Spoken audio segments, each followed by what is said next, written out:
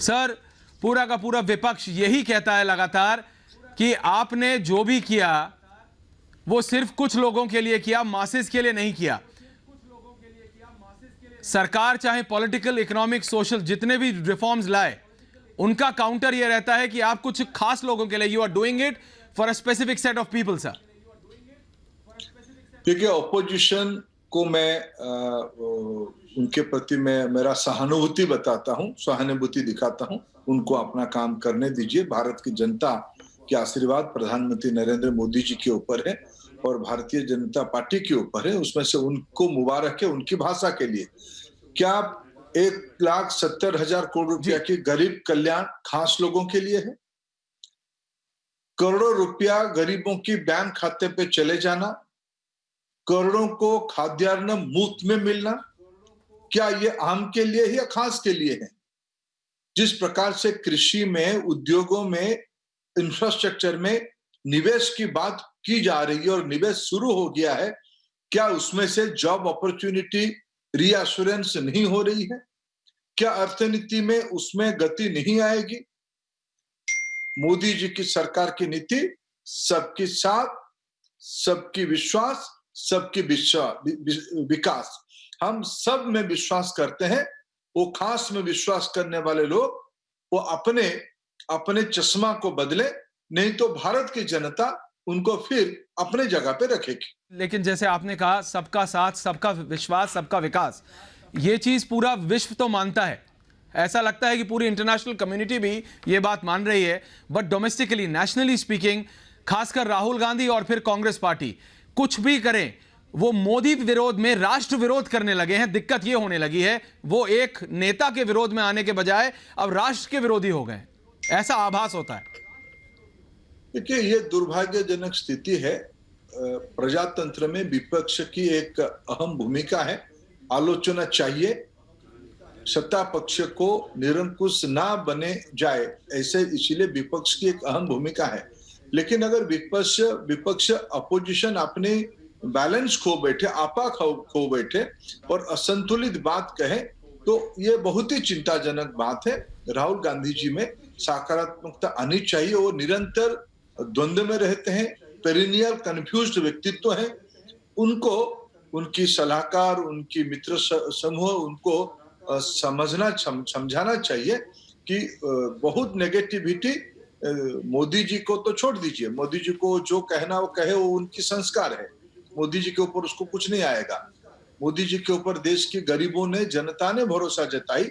राहुल गांधी जी निरंतर confuse state में रहना, नेगेटिव माइंडसेट में रहना, ये उनकी सेहत के लिए और उनकी राजनीतिक स्थिति के लिए अच्छा नहीं है। धर्मेंद्र प्रधान जी, आप minister of petroleum and natural gas हैं। आपके मंत्रालय के ऊपर कांग्रेस पार्टी और विपक्ष का रहा है कि पिछले छह सालों में और खासकर पिछले 12 महीने में वो ये कहते हैं कि जब दुनिया भर में पेट्रोल के प्राइस नीचे गिरे, बिल्कुल जीरो के स्तर पर आ गए, तब भी हिंदुस्तान में पेट्रोल और पेट्रोलियम प्रोडक्ट्स महंगा क्यों है आम आदमी के ऊपर। ये उनका इल्जाम है आपके ऊपर।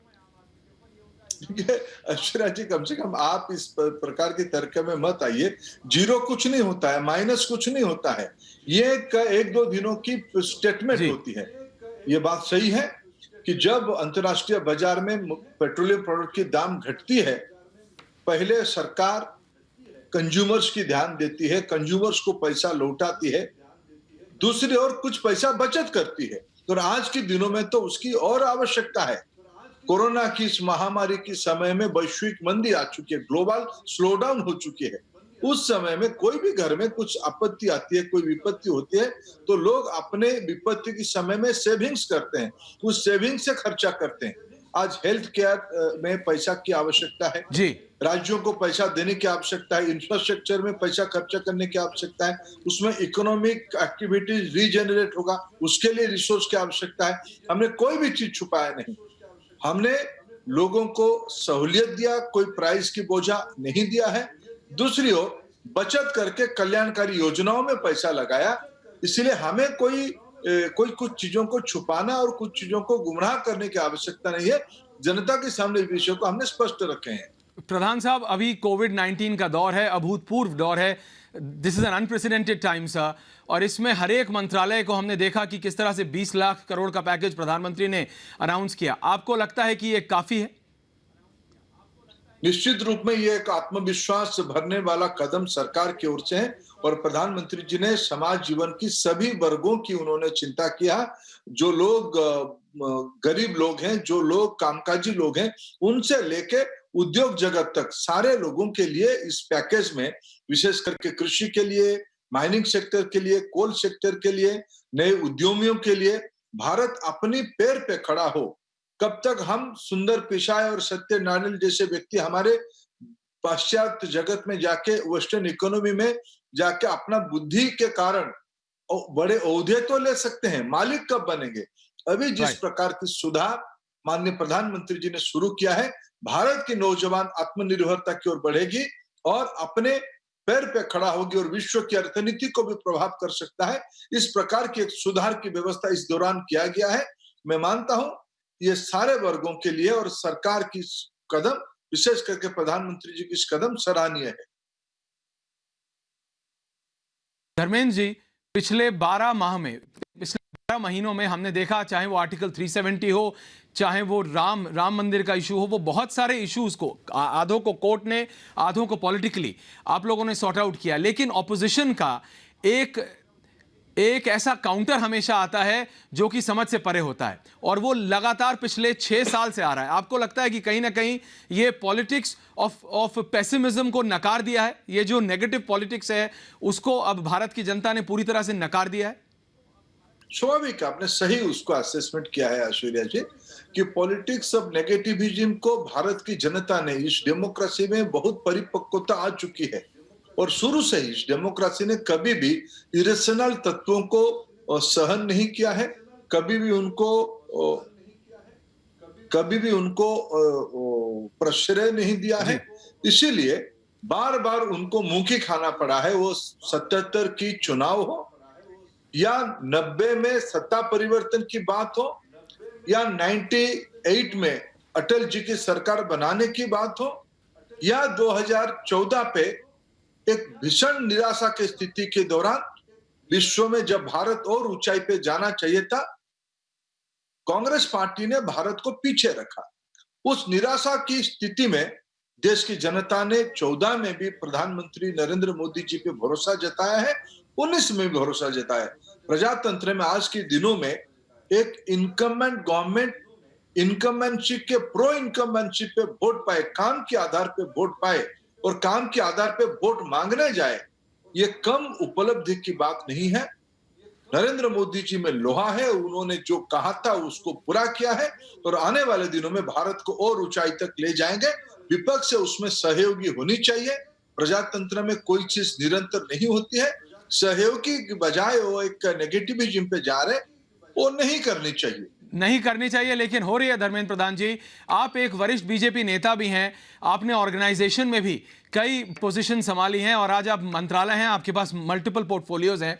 आप मुझे बताइए, एक राजनेता के तौर पे आपको लगता है कि पिछले 6 सालों में जो प्रधानमंत्री नरेंद्र मोदी का एक टारगेट था जो कि बहुत ऊंचा था, चाहे वो 5 ट्रिलियन इकोनॉमी का हो, चाहे वो सोशल रिफॉर्म्स का हो, उस सब में उनका टारगेट बहुत ऊंचा था, आप उस राह पर हैं? And will this government be able to achieve that target at the end?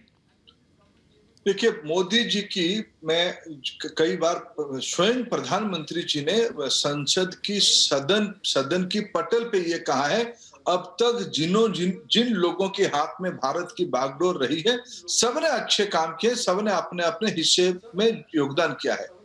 लेकिन एक बात मैं एक राजनीतिक शास्त्र की विद्यार्थी और भारत की पब्लिक पॉलिसी के एक विद्यार्थी के नाते मैं एक बात कहूं, मोदी जी में वो कल्पना है, वो विजन है, वो ताकत है जो आबादी की 70% लोगों के लिए योजना बनाए और बहुत सहज शब्द कहा है, सरकार सबके लिए है, सरकार गरीबों के लिए है, सरकार महिलाओं के लिए है, सरकार नौजवानों के लिए है, सबकी साथ, सबकी विश्वास, सबकी विकास, सब यानी सब, ये नरेंद्र मोदी जी की शासन की खासियत है। उस टारगेट को हम अभी पूरा करते आ रहे हैं और आने वाले कार्यकाल में पूरा करेंगे और फिर जनादेश प्राप्त करेंगे। जी, और मेरा आखिरी सवाल ये है आपसे कि ये जो 20 लाख करोड़ का ये जो पैकेज अभी अनाउंस किया है धर्मेंद्र प्रधान जी, प्रधानमंत्री मोदी ने, इसमें आपकी पर्टिकुलर मिनिस्ट्रीज के लिए भी, लेकिन एक लार्जर पर्सपेक्टिव में आपको लगता है कि कोविड-19 जैसी मुसीबत से और इंडियन इकोनॉमी को वापस ट्रैक पर लाने के लिए ये एक बहुत बड़ी चुनौती है आप सभी के लिए, लेकिन इससे भारत अब उभर पाएगा? निश्चित रूप में न केवल भारत उभरेगा, भारत विश्व की बड़ी आबादी के लिए एक नई बेंचमार्क खड़ा करेगी। जिस ढंग से कोविड की जो सारे पैरामीटर्स है, इस सारे पैरामीटर्स में भारत एक नई बेंचमार्क खड़ा करेगी। आज भी हम विश्व की 120 देशों में दवाई पहुंचा रहे हैं। हमारी जो प्रैक्टिसेस रही सारे राज्य सरकारों की, देखिए अमेरिका भी एक फेडरल स्ट्रक्चर की देश है। जी। अमेरिका की फेडरल स्ट्रक्चर और भारत की फेडरल स्ट्रक्चर को अगर तुलना करें, इस मल्टी पार्टी डेमोक्रेसी में अलग अलग पार्टियों की सरकार रहने के बावजूद, राज्यों में सरकार रहने के बावजूद, नरेंद्र मोदी जी के नेतृत्व में टीम इंडिया की कल्पना का उदाहरण और क्या बड़ा हो सकता है, क्या बढ़िया हो सकता है। सारे पैरामीटर्स में भारत न केवल एक नई ऊंचाई तक छुएगी, लेकिन विश्व की एक अव्वल दर्जे की देश के नाम पे उभरेगी। भारत खुद को संभालेगी, विश्व को भी संभालेगी। खुद को संभालेगी और